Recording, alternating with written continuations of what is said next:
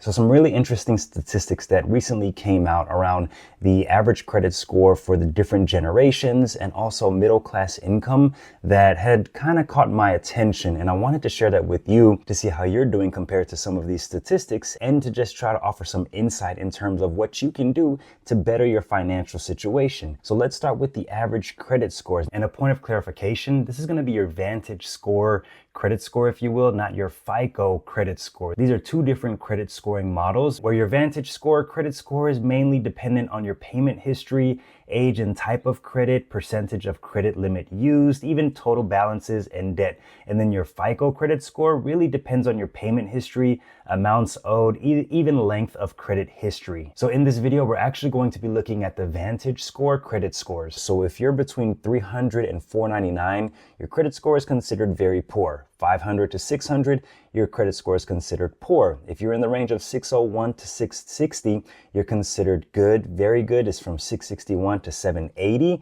And then exceptional is 781 to 850. Now I can tell you there was a long period of time where I was actually in the poor range between 500 and 600. That's because of student loan debt. That's because of a car note that I had, and so many different things that, I was struggling with when I had debt and I was not making my payments on time, credit card debt, a credit card that I defaulted on.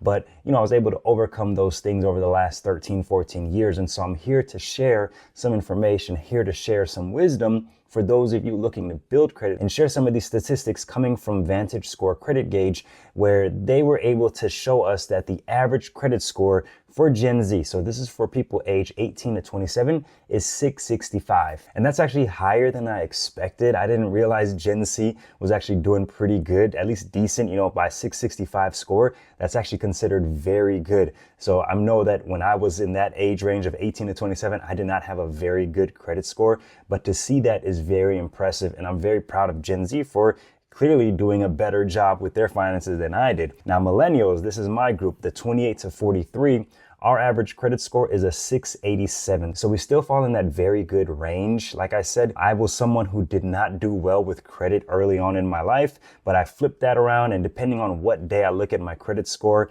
or whenever I look at my credit, scored throughout the year, whenever that is, I could be either in a 700 or 720 or 730. It just depends when I look at what period or whenever I do. So millennials, we're okay. We're trying to do better. Obviously, we came from that recession time in 2008, 2009, where it was difficult to find a job. I know for me personally, it was very much a struggle to try to get an entry-level job, because when I would put an application in and finally get to the point where I was going to do an interview, it was like, oh, we're actually looking for someone with 1 to 2 years of experience.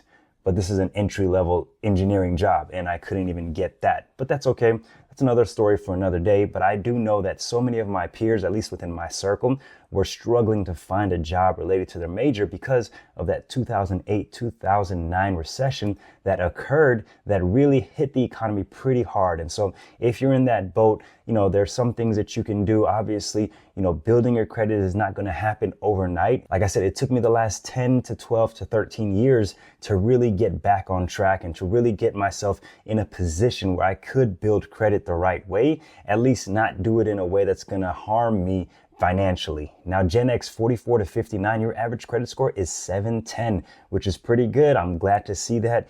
For the Gen X folks, you all are clearly doing what you have to do to keep a high credit score, a decent credit score. 710 is still going to be in that very good range, but that's still better than what the millennials are doing, clearly.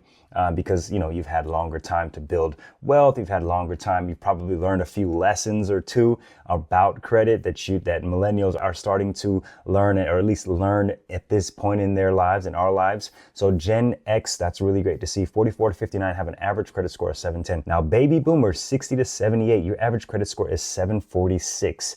That's something interesting. I would have thought it would have been a little bit higher. Obviously, the gap between baby boomers and Gen X is higher than the gap between Gen X and millennials. And I think that makes sense, because at that point in your life, you are doing better with your credit. You're probably taking on less debt maybe, and maybe you're paying off a lot of your other debt, or at least you found yourself in a position where your credit cards or whatever you're using to charge different goods, different services, you're able to pay those things off because maybe you are more financially sound. Now, the silent generation, these are the young folks from 79 to 96. Your average credit score is a 750, which actually has the smallest gap between the previous generation. 746, 750 is only a difference of 4 points for your credit score. And I know there are many factors that go into how you calculate your credit score, but I thought that was interesting, even more interesting than any of the other credit scores where the silent generation was at a 750. So there is no generation that is currently doing exceptional. Exceptional is that 781 to 850 range. But at least every generation is in that good or very good category,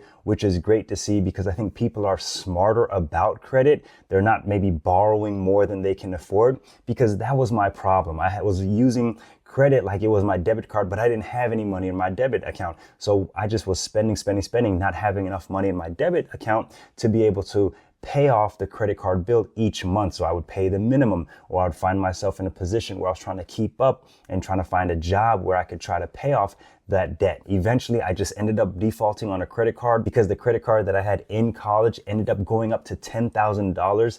And I do feel bad about that. It was a hard lesson to learn that ultimately had a negative impact on my credit score, and I couldn't do much with it. But over the years, like I said, I did what I could to try to pay off any other debts that I had, to make sure that I was paying off my student loans. I think that was a big contributing factor to helping me get my credit score back on track. And more recently, I was able to finance a car on my own terms. And that was because of all the things that I had done before to try to repair my credit score without, hiring any of these agencies. I'm not trying to say anything bad about those agencies, but I figured out a way that I could do that on my own. And that was just simply paying off the different debts. If I had anything in collections, I wanted to try to pay those things off. And then, yes, I opened a credit card after having a little break, about 3-4 years of not having a credit card, finally opening one back up and using it consistently. And here's the key, I think, that a lot of people can benefit from, is to tie that credit card to some kind of recurring bill that isn't going to have a drastic change month to month to month. If you know that you're going to have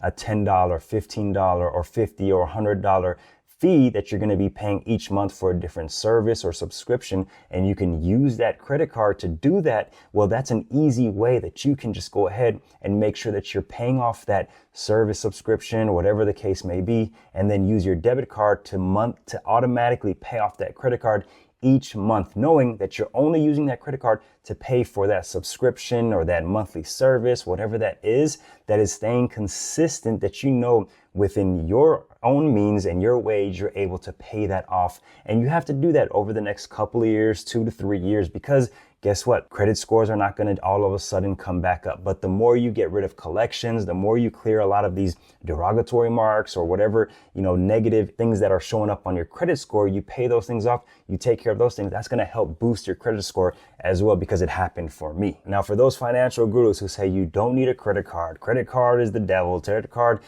don't just burn it up, cut it up, just get rid of it from your life. For a moment, I was on that boat, I will admit. But then I quickly came to realize that credit cards have a benefit to them. And I'm not talking about the perks. I'm not talking about the miles. I'm not talking about the cashback bonuses that you can get. I'm talking about the practical benefits of having a credit card. When my family and I traveled to Paris, guess what? We used a credit card to rent a car over there. Yes, driving through Paris was a little bit of a challenge, but still we did it and we got through it. But guess what? Renting a car over there with a credit card was so much easier. I didn't have to worry about too many issues with renting a car because I could just use that credit card. With a debit card, I have heard so many horror stories and actually experienced something similar here in the States when I went to California, trying to use my debit card to rent a car. I'm talking about out of LAX. It was just such a bad experience because they could not process my debit card for the rental. And so at that point, I realized, okay, I need to get a credit card because this is just not going to be a pleasant experience as my children are getting older and we want to take more trips. Yes, we're going to need a credit card. So the fact that if you're traveling, if you're doing, if you go explore the world or whatever the case may be, credit cards are great for that. Obviously, you don't want to spend more than what you have in your checking account, in your debit account, because that's going to set you up for financial failure. So you want to only want to use that credit card based on what you have in your checking account and not what you're expecting to have. Do not spend that credit card with money that you're expecting to have in your checking account, because that's just going to set you up again for financial failure. I always try to make sure that if I'm going to spend something from my credit card, that I have that amount in my debit, in my checking, plus more, times 2, times 3, times 4, because there's other financial responsibilities that I have, that me and my wife have, especially with 4 kids.